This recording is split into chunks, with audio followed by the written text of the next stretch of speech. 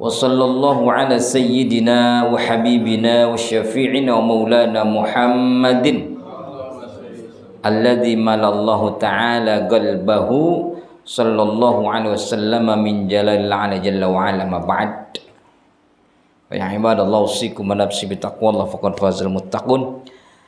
Ma'asyiral muslimin wa zumratus sholihin rahimakumullah, yang sama-sama kita hormati pengurus DKM, dalam hal ini Bapak Ketua DKM Bapak Ustadz Eko Nopianto, Bapak-bapak, saudara-saudara sekalian yang dimuliakan Allah. Yang ibu-ibu hari ini nggak ada ya? Bu? Ada, alhamdulillah. Emang istri soleha ini orang sini mah, masya Allah. Susah jadi mama kayak begini. Kita akan melanjutkan pembacaan kitab Nasul Ibad.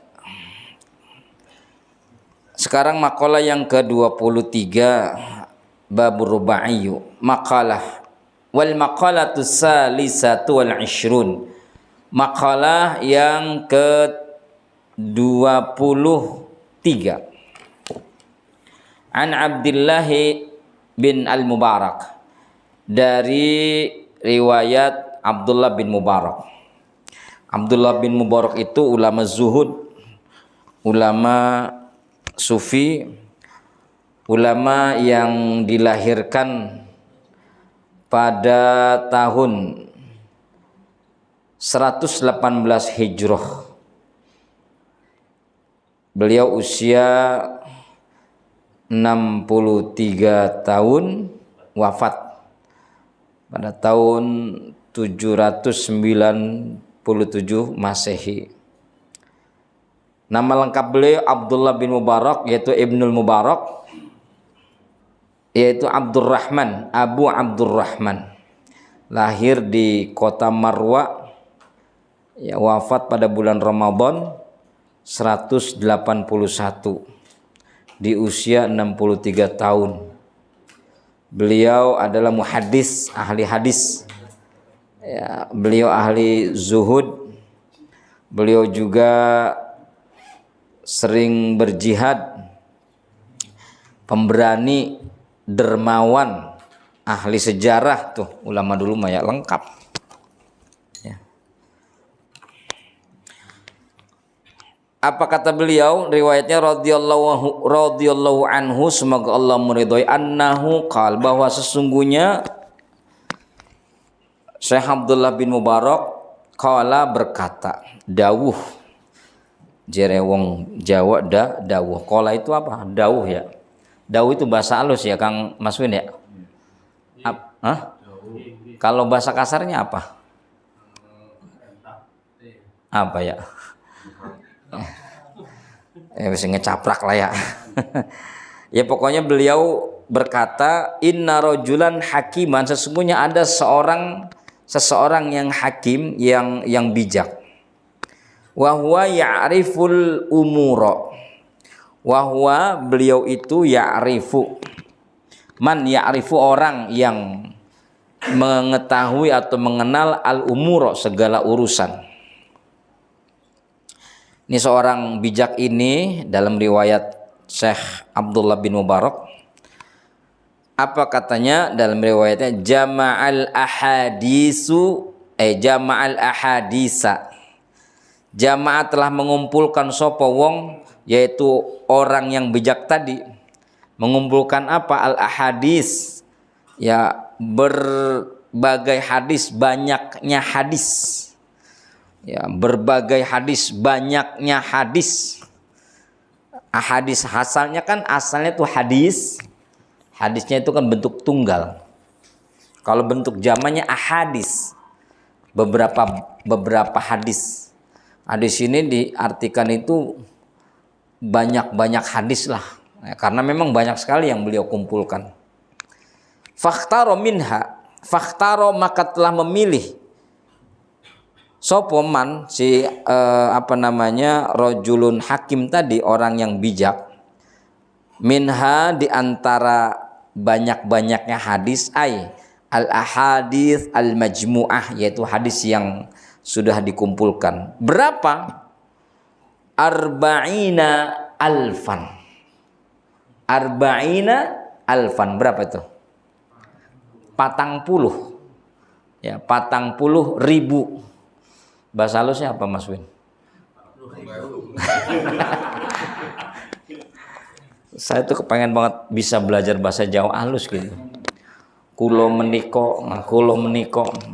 Karena seneng gitu ngelihat para kiai itu, para ulama-ulama Jawa kalau berbahasa itu dengan bahasa yang apa?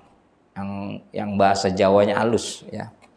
Kulo meniko. Kalau kulo meniko saking jero itu halus nggak? Saking jerone ya, angel ya. Oh, saking dalam gitu ya. Nggih ya. Arba'ina alfan 40.000 minal ahadis al-muntaqah. 40.000 minal ahadis dari hadis-hadis al-muntaqo yang dipilih, yang terpilih. Summa kemudian ikhtaro telah memilih sopoman, yaitu orang yang bijak tadi, minha daripada 40 hadis tadi, arba'ata alafin menjadi 4.000. Tadinya 40.000, kemudian dipilih lagi menjadi 4.000 ya, 4.000. Tadinya 40.000, kemudian dipilih lagi jadi 4.000 minal ahadisil musfah, dari hadis-hadis yang telah tersaring lah, kira-kira begitu. Summakhtaro kemudian memilih lagi sopoman, yaitu orang bijak tadi, minha dari hadis yang 4.000 tadi, ay al-arba'ah al-alaf menjadi berapa? Arba'amiatin menjadi 400. Tadi kan 40.000 dipilih dengan disaring dengan sedemikian rupa menjadi 4.000. Dari 4.000 dipilih lagi, pola pilih menjadi arba'amiah, 4.000 minal ahadis al mustakhrajah, yaitu dari hadis-hadis yang telah dikeluarkan secara terpilih. Jadi berapa? 400.000. 400 ya. Sumakhtaru minha kemudian memilih lagi siapa orang yang bijak tadi, minha dari 400.000 hadis tadi, al-arba'umi'ah, yaitu menjadi apa? Menjadi arba'in, menjadi 40. Jadi pertama kan si orang bijak ini membaca hadis banyak banget, kemudian dipolah pilih menjadi 400.000 hadis. 40.000 hadis, mohon maaf. Pertama 40.000 hadis, dipolah pilih menjadi 4.000 hadis. Baca lagi 4.000 hadis, dipolah pilih menjadi 400 hadis. Dari 400 hadis dipolah pilih menjadi berapa? Sumakhtar minha arba'ina menjadi 40 hadis. Hadisan mubajjalan, hadis yang agung, hadis yang luhur. Dari 40.000 menjadi 4.000, dari 4.000 menjadi 400, dari 400 menjadi 40. Berarti diambil berapa persen tuh masing-masing? Dari 40.000 menjadi 400. Berapa Pak RW? 10% ya? 10% ya? 90 apa? Dari 40.000 menjadi 4.000, ya toh? Dari 4.000 menjadi 400. Berarti berapa Kang Hidir? 40%.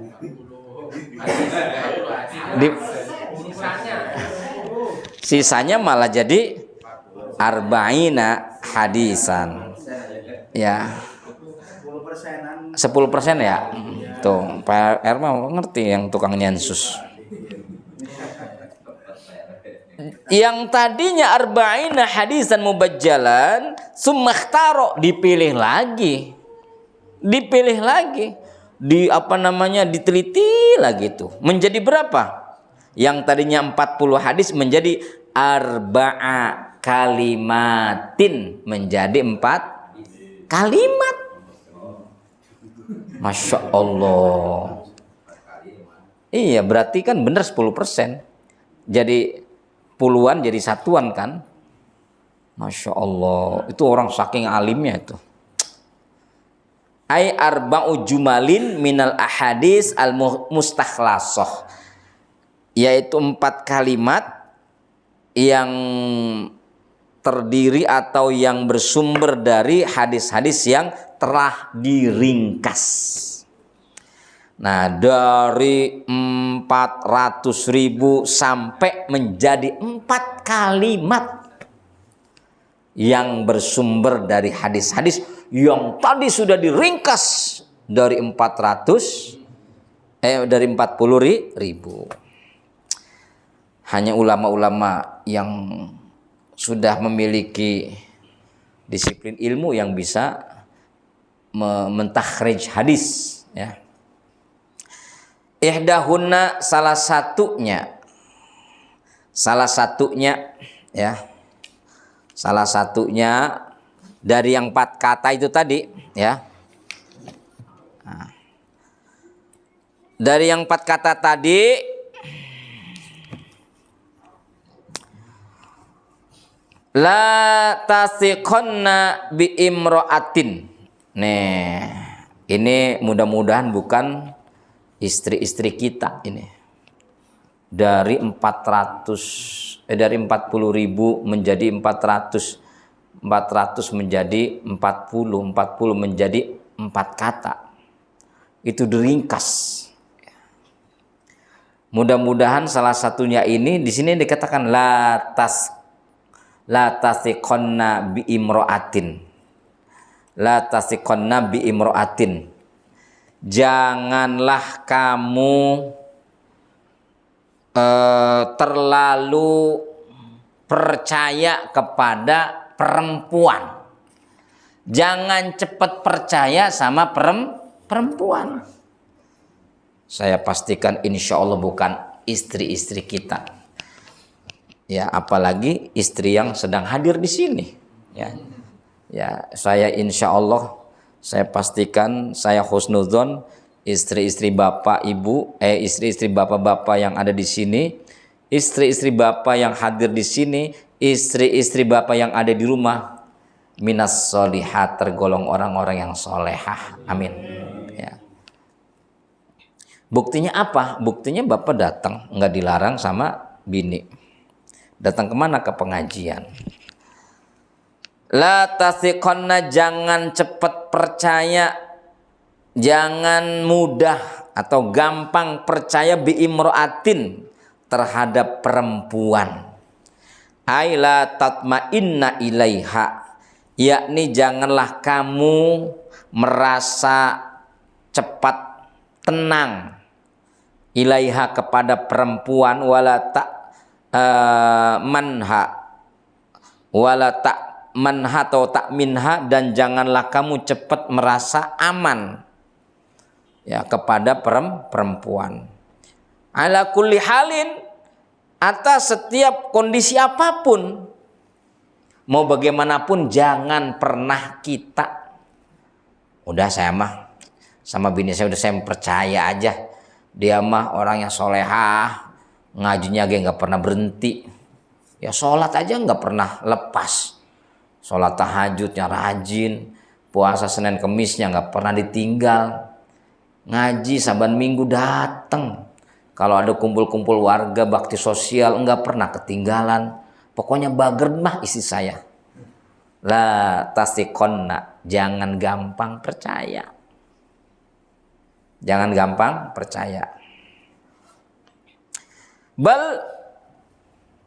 Tetapi la budda lirrajuli, tetapi la budda semestinya lirrajuli bagi seorang laki-laki, dalam tanda kutip seorang suami, minal ghirati, punya rasa kecemburuan, punya rasa kecurigaan, fi haqqihi, di dalam haknya. Ingat, di dalam haknya, di dalam haknya, fi haqqihi, di dalam haknya, di dalam haknya sebagai seorang suami terhadap istri. Seorang suami itu mendapatkan hak dari seorang istri. Apa sih kewajiban istri? Kewajiban istri adalah semua haknya suami. Yang pertama, istri punya kewajiban taat kepada laki. Enggak boleh ingkar kepada suami. Selama suami itu menyeru kepada kebaikan, selama suami itu menjalankan kebenaran, selama suami itu berada pada jalur yang benar, istri wajib taat. Tapi kalau suaminya kagak sembayang, suaminya kerjanya catur baik, ya, kok Kang Jenang niatnya ke Mas Win baik. Ya, tukang main catur, ya. Ini kerjaannya main catur, main gaplek, nongkrong di pos saja. Ya, enggak pernah nongkrong di musola, ya. Pas giliran nongkrong di musola, alhamdulillah dapat pengajian, ya, alhamdulillah.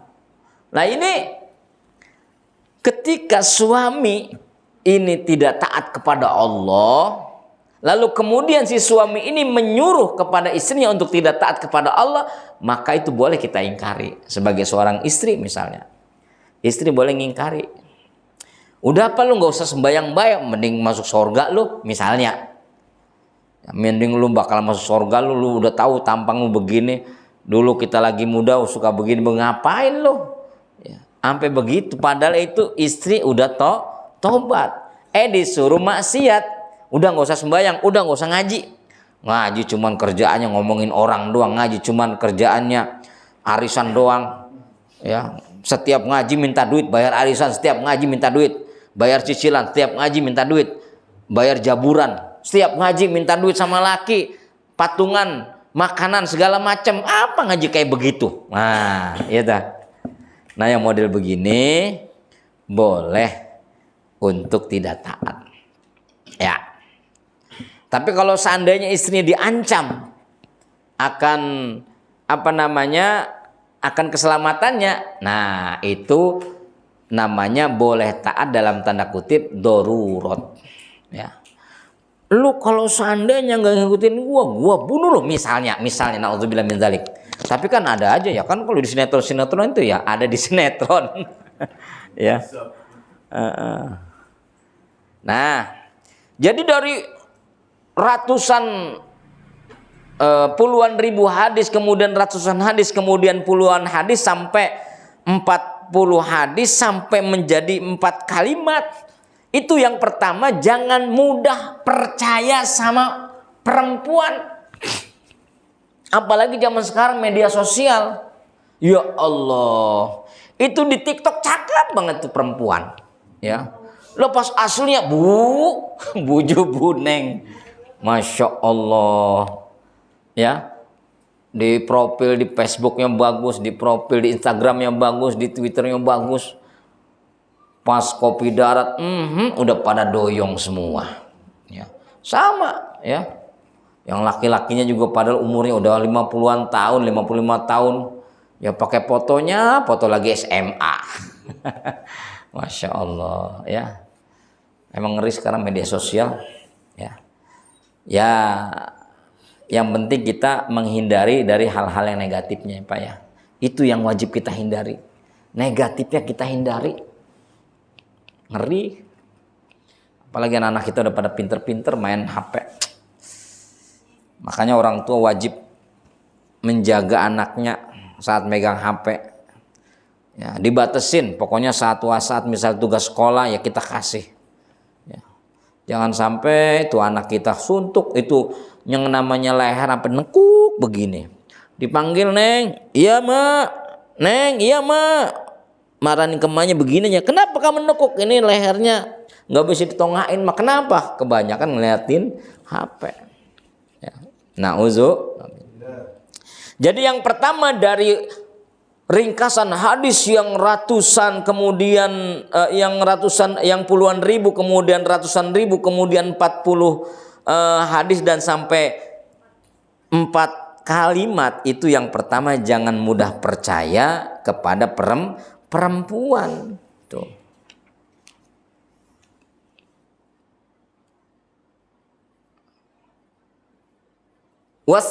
Wasaniatu. Jadi bagi seorang suami wajib memiliki sifat cemburu, sifat curiga, ya, sifat curiga.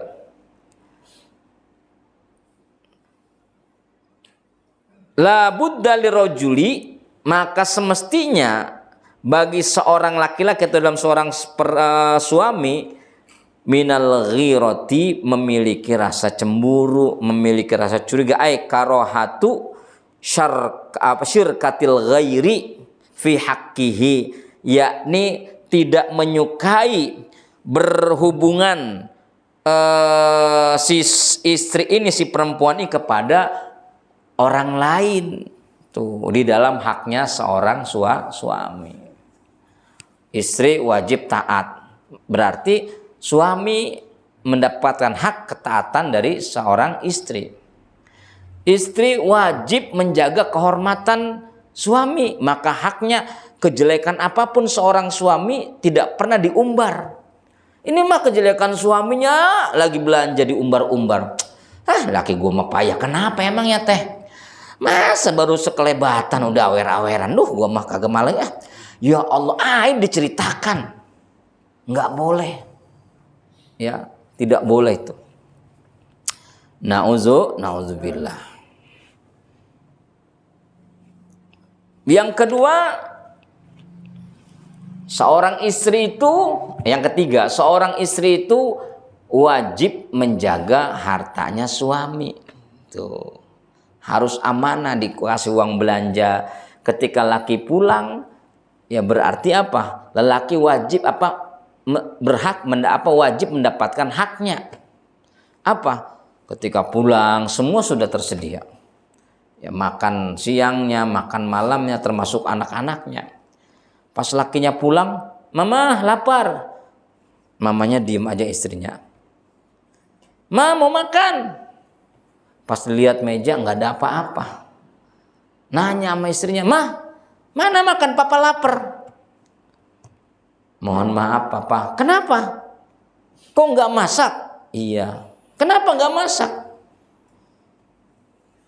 "Nggak punya duit, pengen belanja." "Lah, emangnya Papa nggak ngasih duit?" "Nah, Papa ngasih duit.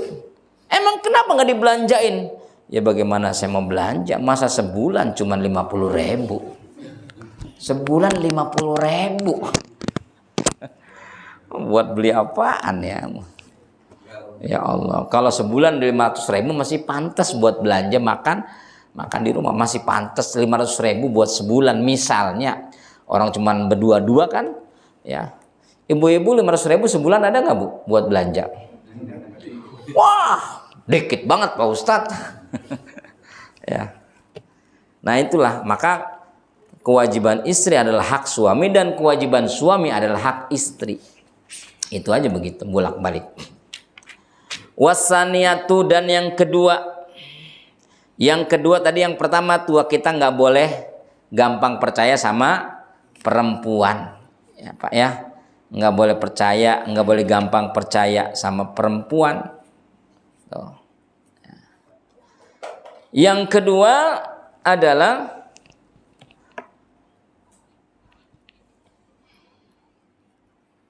la taghtaronna bil mali. La taghtaronna, janganlah kamu mudah terpedaya, terbuai bil mali, dengan harta. Ai la tadhunnu al-amn. Yakni janganlah kamu menduga al-amna, rasa aman, selamat, minal hilaki atau minal halaki, dari kerusakan atau dari kebinasaan, bisa babil mal, karena sebab harta. Falam tahfad, maka tidaklah kamu memeliharanya atau menjaganya al-umuro, perkara-perkara atau urusan-urusan. Wala takun, dan janganlah kamu menjadi makhdu'an. Ya, makhdu'an di sini artinya menjadi orang yang terbujuk rayu. Bikasratil mali, dengan banyaknya harta. Ala kulli hal, atas segala kondisi apapun. Yang kedua, kita tidak diperkenankan untuk terbuai dengan harta. Ya. Tidak boleh terbuai dengan harta. Ya. Ini yang kedua. Wasalisatu, dan yang ketiga, dari yang puluhan ribu hadis kemudian menjadi ratusan hadis, kemudian menjadi puluhan hadis, dan kemudian menjadi 4 kalimat. Nah, kalimat yang ketiga sekarang, la tuhammil ma'idataka mala tutikuhu atau tutikohu, mala tutikohu, mala tutikuhu. Yang ketiga nih, yang doyan gegares, yang apa bae masuk dari ringkasan hadis yang tadi dibacakan. Apa katanya? La tuhammil ma'idataka, janganlah kamu membebani nih utang lambungmu, lambung, sel usus besarmu, mala tutikuhu, sementara ini lambung kita ini udah nggak menampung. Janganlah kamu bebani dengan, maksudnya jangan banyak makan, ya, atau jangan pernah apa baik masuk, ya, gorengan bala-bala masuk, gorengan uli masuk, ongol-ongol masuk, tahu goreng masuk, nasi uduk masuk, ya, pecel lele masuk, ya, sop jamur masuk, mie ayam masuk, soto ceker masuk, ya, apa baik masuk. Artinya habis makan gorengan dia lanjut ke sop mie, sop ayam. Habis makan sop ayam baru 3 jam udah makan mie ayam. Baru makan mie ayam 1 jam lagi makan sop buntut, masya Allah. Jadi rentan waktunya sangat dekat. Padahal kita dianjurkan itu memakan makanan itu sesuai dengan porsi yang kita miliki. Kebiasaan kita atau adat kita atau waktu kita makan itu biasanya sehari 3 kali, ya. Inilah kebiasaan kita. Saat sarapan padahal udah makan ubi sama singkong, kalau belum makan nasi belum sarapan. Tuh ngaku. Ya. Udah makan belum? Sarapan belum? Oh ya udah makan. Cuman baru makan baru makan gorengan, katanya begitu. Ya. Nah, la tuhammil ma'idataka, janganlah kamu membebani usus besarmu, lambungmu, mala tutikuhu, ya, sedangkan kamu itu sudah enggak menampungnya. Perut ini kita enggak menampung. Biasanya ini dilakukan saat buka puasa. Ayo Pak, ya, buka puasa tuh, apalagi puasa hari pertama.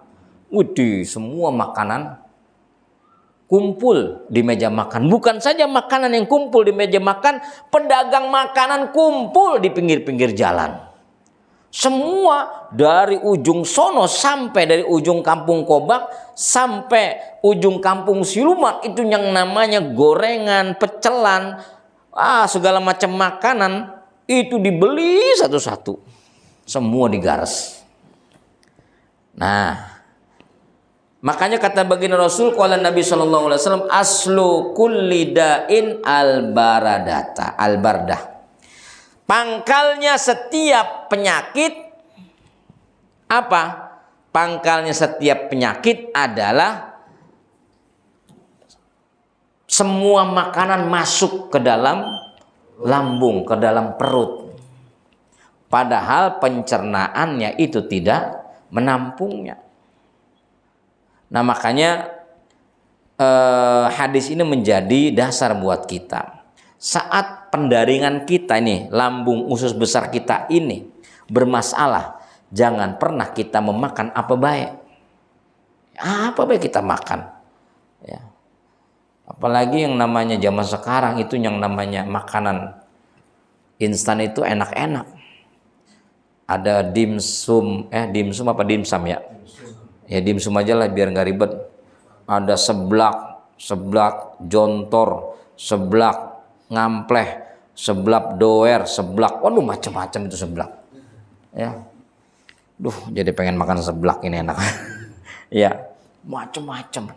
Habis makan seblak, makan bakso, habis makan waduh, makan somai. Tukang somai pergi, tahu gejrot datang, makan tahu gejrot. Enak banget itu kalau pedas ya, masya Allah. Rawah ad-Darqutni an Anasin wa Ibnu Sunni wa Abu Nuaim an Ali wa an Ibni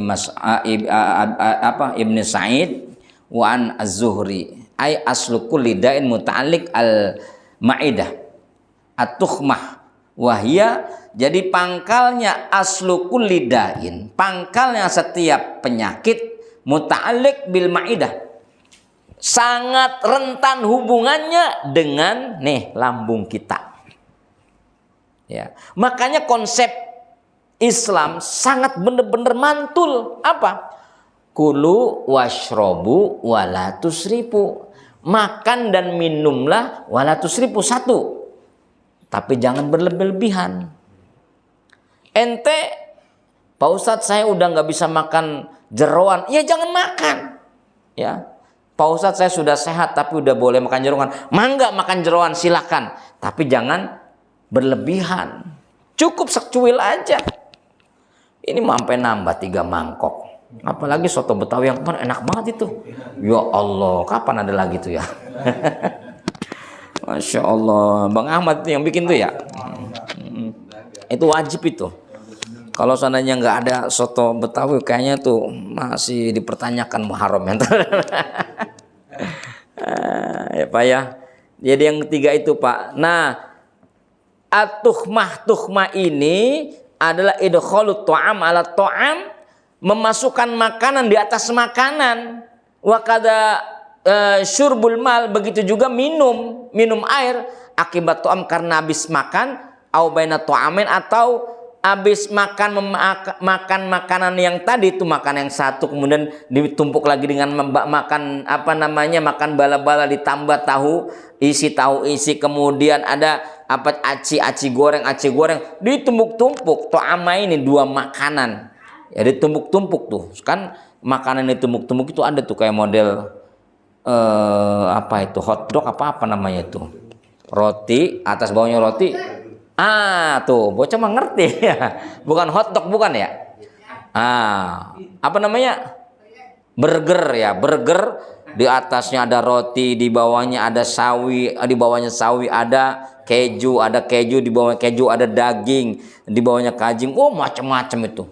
Itu namanya itu bertumpuk-tumpuk makanannya. Baina ta'am qabla hadmil awal, sebelum yang namanya makanan yang pertama itu terkunyah, tercerna, itu sangat tidak dianjurkan. Makanya kan kata Nabi, berhentilah makan sebelum kenyang dan minumlah makan setelah 30 menit. Minumlah setelah 30 menit habis makan. Nah kan kalau kita beda. Dan termasuk bahaya Pak. Orang makan, ini sembari minum.